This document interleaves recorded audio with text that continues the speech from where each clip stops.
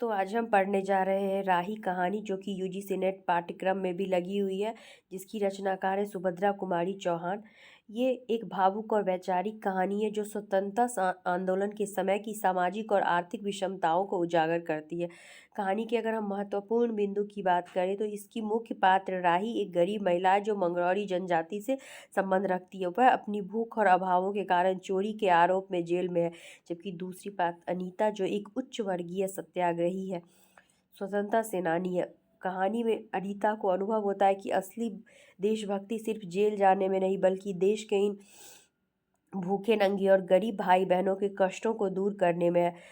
सामाजिक व्यंग की अगर हम बात करें तो ये कहानी हमें बताती है कि कैसे अभावों के कारण उसके परिवार को चोरी और भीख मांगने पर मजबूर होना पड़ा, जो उनके लिए एक काम जैसा बन गया। सच अनीता को एहसास होता है कि मानवता ही सबसे बड़ा धर्म है, और वह जेल में सपना देखती है कि वह एक आश्रम खोलकर गरीब बच्चों को पढ़ा रही है और महिलाओं को स्वावलंबी बना रही है। इस कहानी की से हम इसका अगर निष्कर्ष की बात करें तो ये कहानी जो है वो गरीबों की व्यथा, अज्ञानता, शिक्षा की कमी और देश के कर्णधारों की जिम्मेदारी पर प्रकाश डालती है। राही को पुलिस वाले ने डराया और फंसाया था। उसका पति ताड़ी पीने के कारण पहले ही जेल में था और मर गया। वह अनपढ़ है और सिर्फ पेट भरने के लिए अपराध चोरी करती है। तेरा नाम क्या है? राही। तुझे किस अपराध में सजा हुई? चोरी की थी सरकार। चोरी? क्या चुराया था? नाज की गठरी। कितना अनाज था? होगा 5-6 से महत्वपूर्ण है। जिस प्रकार के प्रश्न आते हैं यूजीसी नेट में आजकल कि उसने कितना अनाज चुराया था, तो 5-6 शेर। और सजा कितने दिन की है? साल भर की। तो तूने चोरी क्यों की? मजदूरी करती तब भी दिन भर में 3-4 आने पैसे मिल जाते। हमें मजदूरी नहीं मिलती सरकार, हमारी जाति मंगरोरी है, हम केवल मांगते खाते और भीख ना मिले तो फिर चोरी करते। उस दिन घर में खाने को नहीं था, बच्चे भूख से तड़प रहे थे। बाजार में बहुत देर तक मांगा, बोझा ढोने के लिए टोकरी लेकर भी बैठी रही, पर कुछ नहीं मिला। सामने किसी का बच्चा रो रहा था, उसे देखकर मुझे अपने भूखे बच्चे की याद आ गई। वहीं पर किसी की अनाज की गठरी रखी हुई थी, उसे लेकर अभी भाग ही रही थी कि पुलिस ने पकड़ लिया। अनीता ने एक ठंडी सांस ली, बोली, फिर तूने कहा नहीं कि बच्चे भूखे थे इसलिए चोरी की? संभव है इस बात से मजिस्ट्रेट कम सजा देता। हम गरीबों की कोई नहीं सुनता सरकार। बच्चे आए थे कचहरी में, मैंने सब कुछ कहा पर किसी ने नहीं सुना। अब तेरे बच्चे किसके पास है? उनका बाप है? अनीता ने पूछा। राही की आंखों में आंसू आ गए। वह बोली, उसका उनका बाप मर गया सरकार। जेल में उसे मारा था और वहीं अस्पताल में वह मर गया। अब बच्चों का कोई नहीं है। तो तेरे बच्चों का बाप भी जेल में ही मरा? वह क्यों जेल आया था? अनीता ने प्रश्न किया। उसे तो बिना कसूर के ही पकड़ लिया था सरकार। राही ने कहा।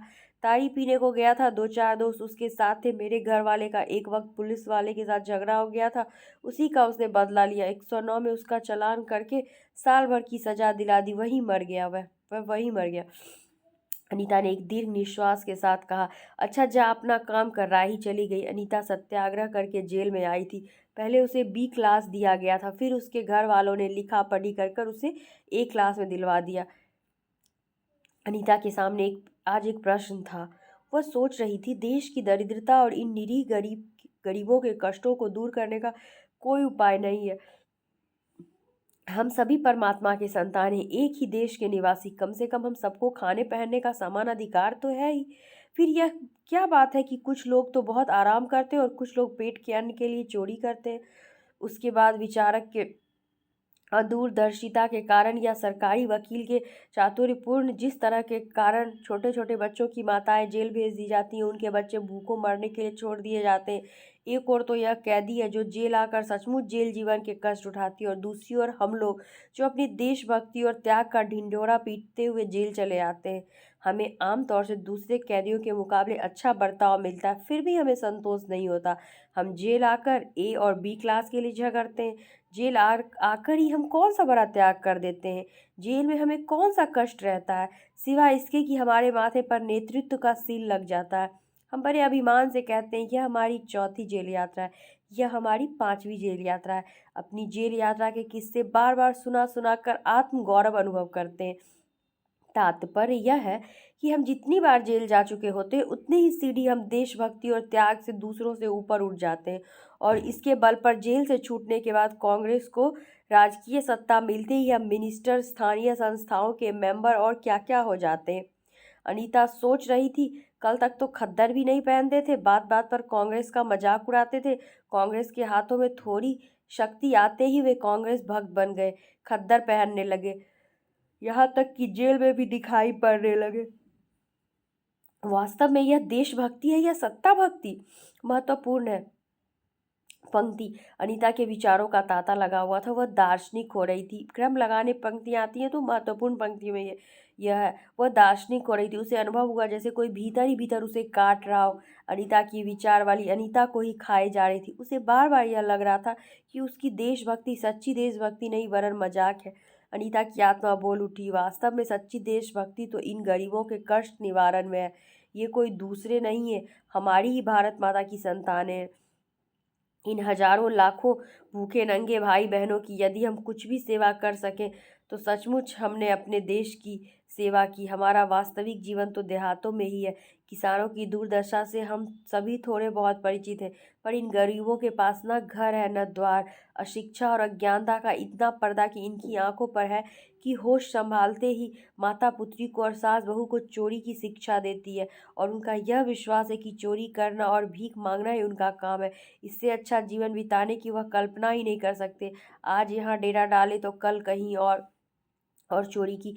बचे तो बचे, नहीं तो फिर 2 साल के लिए जेल। क्या मानव जीवन का यही लक्ष्य है? लक्ष्य है भी अथवा नहीं? यदि नहीं है तो विचारादर्श की उच्च सतह पर टिके हुए हमारे जन नायकों और युग पुरुषों की हमें क्या आवश्यकता? इतिहास, धर्म, दर्शन, ज्ञान, विज्ञान का कोई अर्थ नहीं होता, पर जीवन का लक्ष्य है, अवश्य है। संसार की मृग मरीचिका में हम लक्ष्य को भूल जाते हैं। महत्वपूर्ण है ये पंक्तियाँ। सतह के ऊपर तक पहुंच पाने वाले कुछ एक महान आत्माओं को छोड़कर सारा जन समुदाय संसार में अपने को खोया हुआ पाता है। कर्तव्य का उसे ध्यान नहीं, सत्य सत्य की समझ नहीं। अन्यथा मानवीयता से बढ़कर कौन सा मानव धर्म है? पतित मानवता को जीवन दान देने की अपेक्षा भी कोई बेहतर पुण्य है? राही जैसी भोली वाली किंतु गुमराह आत्माओं के कल्याण की साधना होनी चाहिए। सत्याग्रही की यही प्रथम प्रतिज्ञा क्यों न हो? देशभक्ति का यही मापदंड क्यों न हो? अनीता दिन भर इन्हीं विचारों में डूबी रही। महत्वपूर्ण है, सत्याग्रही की यही प्रथम प्रतिज्ञा क्यों ना हो? देशभक्ति का यही मापदंड क्यों ना हो? शाम को वह इसी प्रकार कुछ सोचते सोचते सो गई। रात में उसने सपना देखा कि जेल से छूटकर वह इन्हीं मांगरोरी लोगों के गांव में पहुंच गई है। वहां उसने एक छोटा सा आश्रम खोल दिया। उसी आश्रम में एक तरफ छोटे छोटे बच्चे पढ़ते और स्त्रियां सूत काटती, दूसरी तरफ मर्द कपड़ा बुनते और रुई धुनते हैं। शाम को रोज उन्हें धार्मिक पुस्तक पढ़कर सुनाई जाती है और देश में कहाँ क्या हो रहा है यह सब सरल भाषा में समझाया जाता है। वही भीख मांगने और चोरी करने वाले लोग अब आदर्श ग्रामवासी हो रहे हैं।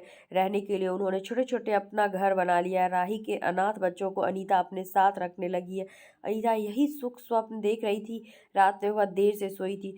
सुबह 7 बजे तक उसकी नींद नहीं खुली। 7 बजे तक अचानक एक स्त्री जेलर ने उसे आकर जगा दिया और बोली, आप घर जाने को तैयार हो जाइए, आपके पिता बीमार है, आप बिना शर्त छोड़ी जा रही है। अनीता अपने स्वप्न को सच्चाई में परिवर्तन करने की एक मधुर कल्पना ले घर चली गई। यह कहानी समाप्त होती है। धन्यवाद।